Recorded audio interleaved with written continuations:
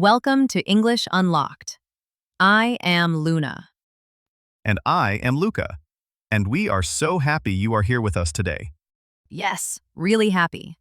Because today we want to talk about something that almost every English learner feels, but maybe never says out loud. That feeling when you open your mouth to speak, and then suddenly you stop. You stop because you are afraid. Afraid of saying the wrong thing. Afraid of making a mistake. And that fear is so real, it is not small. It can feel very big, very heavy. We have both felt it many times. Today we are talking about mistakes. Why we fear them, why that fear holds us back, and why mistakes are actually one of the most powerful things that can happen to you. We will share some honest stories, some awkward moments, and some real feelings. And we hope that by the end of this conversation, you will see mistakes a little differently. Not as something to hide, but as something to use. So, let us start at the beginning, with that fear. Luca, can I ask you something personal? Of course. Do you remember the first time you were really afraid to speak in another language? Oh, yes, I remember it very clearly. Tell me. I was in a coffee shop. In London, I was maybe 22 years old, and I wanted to order a simple coffee. That sounds normal. It sounds normal, but inside, I was so nervous. My heart was beating fast. My hands were a little shaky. Just to order a coffee? Just to order a coffee. Because what if I said the wrong word? What if the person did not understand me? What if I looked stupid? I know that feeling so well. And the funny thing is, I knew the words. I had studied English for years, but in that moment, I froze. You froze. I froze, and then I just pointed at the menu and said, "This one, please."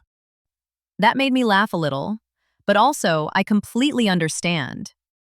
It was not my finest moment. But it was a very human moment, and I think a lot of our listeners are nodding right now. Yeah, that moment of freezing. That is not about language skills. That is about fear. Exactly, and fear is something we need to talk about honestly. I think the fear of making mistakes is not really about the mistake itself. What do you mean? I mean, when we make a mistake in English, what are we actually afraid of? We are afraid people will judge us. Yes, we are afraid of what others will think. We are afraid of looking stupid or childish. Or like we do not belong. Yes, that one is very deep. Like if I make a mistake, maybe this person will think I do not deserve to be here in this conversation, in this place. That is a very painful feeling. It is, and it is not just about language. It is about belonging, about being accepted. I think that is why the fear feels so much bigger than the actual mistake. Right? The mistake is small. You said the wrong verb tense. You used the wrong word. That is actually small. But the story in your head is big. The story says everyone is watching, everyone noticed, everyone is judging me. And usually that story is not true. Usually, the other person just wants to understand you. They are not thinking, "Oh, this person made a grammar mistake. How terrible." They are thinking, okay, what does this person want? What are they trying to say? People are much more focused on the message than the form. Yes, on what you are saying, not exactly how you are saying it. But our brain does not always believe that. No, our brain loves to imagine the worst. Luna, I want to ask you something now. Go ahead. Have you ever felt ashamed after making a mistake? Not just embarrassed, actually ashamed? Yes, and I think that is an important difference. What is the difference for you? Embarrassed is, oh, that was awkward. I feel a little red in the face, but it passes quickly. Right? Ashamed is different. Ashamed stays with you.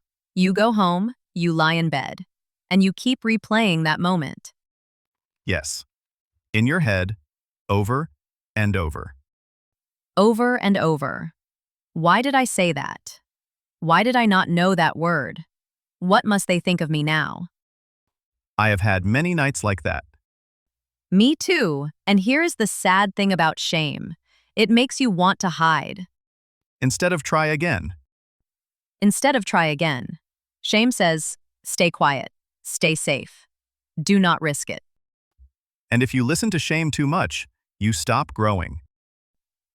You stop speaking, you stop practicing, you stop connecting with people. All because you are trying to protect yourself from a feeling. Which is natural, we all do it, but it is also a trap. A very comfortable trap. Exactly. It feels safe inside that trap, but nothing grows there. Can I share something that changed how I think about mistakes? Please. When I was learning Italian, I had a teacher who did something unusual. What did she do? At the end of every class, she asked us to share our favorite mistake from that week. Oh, that is interesting. And at first, we all looked at each other like, what? Favorite mistake? Nobody wanted to share. Because sharing a mistake felt like showing weakness. Yes, but she kept doing it. Every week, and slowly, people started to share. What happened when they shared? People laughed, but not in a mean way. In a warm way. Like, oh yes, I made that same mistake. I know that feeling. So it became something that connected you. Exactly. Instead of something to hide, it became something to share. And it made the whole class feel safer. That is beautiful. And I started to notice something. The students who shared their mistakes the most were also the ones who improved the fastest. Because they were not hiding. They were processing. They were looking at the mistake, understanding it, and moving forward. That is a completely different relationship with mistakes. It is. And I think that teacher gave us something really important. She made mistakes normal, even welcome. Yes, and that is rare. Most of us grew up in classrooms where mistakes were bad, where a red mark meant failure. Where you lost points for every error. So we learned very early that mistakes equal bad. Mistakes equal shame. And that belief stays with us for a long time. Even as adults learning a new language, that old feeling comes back. That little voice that says, don't get it wrong. I want to share a story, a real one. I am listening. A few years ago, I was in a meeting, an important meeting, and I was speaking in English with some colleagues. How are you feeling? Nervous, but I was managing. And then I tried to say something complex, a complicated idea. And what happened? I used the completely wrong word. I meant to say assume, but I said a word that sounded similar but meant something very different. Oh no. And the room went quiet for a second, and I could feel my face getting hot. That silence must have felt very long. Very long, like 10 years long. What did you do? I just said, sorry, wrong word. What I mean is, and I corrected myself and kept going. That is actually the right thing to do. I know that now, but in the moment I wanted to disappear. Of course. And after the meeting, I went to the bathroom and I stood there and I thought, they all think I am incompetent now. That is such a painful thought. But later, one of my colleagues came and found me, and she said, hey, good points in there. I liked what you said about the project timeline. She did not mention the mistake at all. Not one word about it. Because for her, it was nothing. It was a small moment, and then it was gone. But for you, it was enormous. It was enormous. And that gap, between how big it felt inside and how small it was outside, that gap taught me so much. That is a really important lesson. It showed me that I am my own harshest judge, not them. We are always so much harder on ourselves than others are on us. Always. I think there is something even deeper here. Tell me. When we make a mistake and feel ashamed, we are not just thinking, I said the wrong word. Right? We are thinking, I am someone who says the wrong word. I am the kind of person who makes mistakes. We take one moment and turn it into an identity. Yes, we say, this mistake is who I am, not this mistake is something that happened. That is a huge difference. Huge. Because if the mistake is just something that happened, you can learn from it and move on. But if the mistake is who you are, then every mistake feels like proof that you are not good enough. Proof that you do not belong, that you never will. And that story is a lie. But it feels so real. It feels completely real, especially in the middle of the moment. So how do you change that story? Slowly, very slowly, by practicing a different way of seeing. Can you explain that? When I make a mistake now, I try to notice the story my brain tells, and I try to separate the fact from the story. So the fact is, I used the wrong word. Yes, that is the fact. Simple and neutral. And the story is, I am stupid. I will never be good at this. Right. The story adds emotion and identity, but the fact is just information. Just data? Something to use. And when you see it as data, it does not feel like a personal attack on who you are. It becomes something you can work with. Something useful. I want to talk about what happens when fear wins, when you let the fear decide everything. What happens? You start to play it safe. Always. You only say the things you are 100% sure about. You use simple sentences even when you want to say something complex. You stay quiet in conversations because silence feels safer than risk. You avoid situations where you might have to speak English, meetings, phone calls, social events. And over time, you get smaller. What do you mean by smaller? Your world gets smaller. The places you go, the people you talk to, the opportunities you try for. All controlled by fear. All controlled by that voice that says, what if I get it wrong? That is such a sad way to live. It is, and I have been there. It is real. It is not a judgment. It is just what fear does when you let it lead. But here is the thing. The fear never fully goes away by waiting. No. You do not get rid of fear by avoiding the scary thing. You get rid of it by doing the scary thing, slowly, imperfectly, With mistakes. Lots of mistakes. and discovering each time that you survived. That the world did not end. That people did not stop liking you. That you are actually okay. More than okay. Luna, what is one specific moment when a mistake led to something good? Oh, I have one. It is a little embarrassing, but also kind of wonderful. Tell me? Okay. So, I was at a party, mostly English speakers, and I tried to tell a joke. A joke in a second language, that is brave. Very brave or very stupid. I am not sure. But I tried. And I got the punchline wrong. Completely wrong. What happened? Nobody laughed at the joke, but someone laughed at me. Not cruelly. Just surprised. And And I laughed too. I said, I completely ruined that, didn't I? And suddenly everyone relaxed. because you were honest and warm about it. And that one moment, that failed joke, started a real conversation, a real connection. Because you were human. Real. Not perfect. And this woman came and talked to me afterward. We talked for an hour. And she said, I was nervous to talk to you at first. You seemed very confident and intimidating. And the failed joke changed that. The failed joke made me approachable, made me real. That is such a good example. Perfection can actually push people away. It creates distance. People cannot connect with someone who never makes mistakes. Because it does not feel human. Exactly. Real connection happens in the messy moments. I want to say something directly to the people listening right now. Go ahead.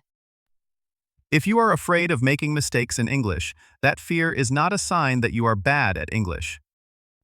That is important. That fear is a sign that you care, that you are trying, that English means something to you. And caring is the first ingredient of getting better. You cannot improve at something you do not care about. So your fear is actually proof that you are serious. serious about growing, serious about connecting. And every mistake you make is a step forward, not a step back. Each mistake tells you something specific, something you can fix, something you can learn. A mistake is not a wall, it is a door. And on the other side of that door is the version of you that speaks more freely. More confidently, more naturally. But you can only get there by walking through the door, by making the mistake, by continuing anyway. We know it is not easy. We know, but we also know it is possible. Because we are living proof that it is possible, and so are millions of language learners around the world. Can we talk about something that I think is missing in most language learning conversations? What is that? Kindness. Kindness toward yourself.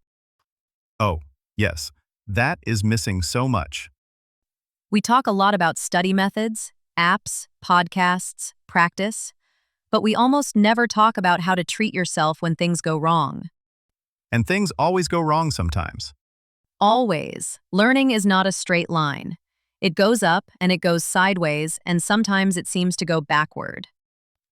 And in those moments, the voice in your head can be very unkind. Very. Why can I not get this? Other people learn faster. Maybe I am just not good at languages. That voice is so familiar. And we would never speak to a friend like that. Never. If a friend said, "I made a mistake in English today," we would not say, "Yes, because you are bad at English and you will never improve." Of course not. We would say, that happens. What did you learn from it? Keep going. So why do we not say that to ourselves? Because we hold ourselves to a different standard. A much harsher one. And that harshness does not help us improve, it just makes us smaller. So what does help? Noticing the mistake, understanding it, forgiving yourself, and trying again. That is the cycle. Notice, understand, forgive, try again. Not notice, punish, avoid, give up. Which is the other cycle, the one that keeps you stuck. The gentle cycle is the one that moves you forward. Slowly, but steadily. You know, I think there is something else worth saying. Something about identity. What do you mean? When you keep going, even when you make mistakes, you are not just learning a language, you are becoming a different kind of person. Someone braver. Exactly. Someone who is not stopped by fear, someone who knows how to try and fail and try again. And that quality, that ability to keep going after failing, that is useful everywhere in life, not just language learning. In your job, in your relationships, in anything new you want to try. Every time you push through fear and make a mistake and survive it, you are building something inside yourself. Something strong. Something that says, "I can handle this." And that voice, the one that says, I can handle this, grows louder every time you try. I love that because so many learners focus only on the language, the vocabulary, the grammar. But the real transformation is in how you see yourself. From someone who is afraid of mistakes to someone who uses them. That shift changes everything. And it is available to every single person listening right now. No matter how long you have been learning, no matter how many mistakes you have made. It is never too late to change the relationship you have with your own mistakes. Never. Before we close, we want to give you something small to try. Something very simple, very doable. This week, try to make one mistake on purpose. On purpose. Yes. Try to say something in English that you are not completely sure about, a sentence that feels a little risky. Instead of staying with the safe sentences you already know. Try something a little outside your comfort zone. Maybe a new phrase, maybe a longer sentence, maybe a joke. And when you make a mistake, notice what happens inside. Notice the feeling, and then notice what happens outside, in the real world. Because most of the time, the outside world does not collapse. Most of the time, people just keep talking, and you keep talking, and life continues. And you realize, oh, that was okay. I survived. And next time, the fear is a little smaller. And your world is a little bigger. That is how it works. One small, brave moment at a time. One mistake at a time. And we would love to hear from you. Leave a comment below. Tell us about one mistake you made that actually taught you something. Or one moment when a mistake led to something unexpected and good. We read every comment, and your stories help other learners feel less alone. So share, even if it feels a little embarrassing. That is everything for today's episode of English Unlocked. Thank you so much for spending this time with us. It really means a lot. Remember, you do not have to be perfect to move forward. You just have to keep going. Mistakes are not the opposite of progress, they are part of it. A very important part. So go out there, speak, make some mistakes, and grow. We believe in you, and we will see you in the next episode. Take care.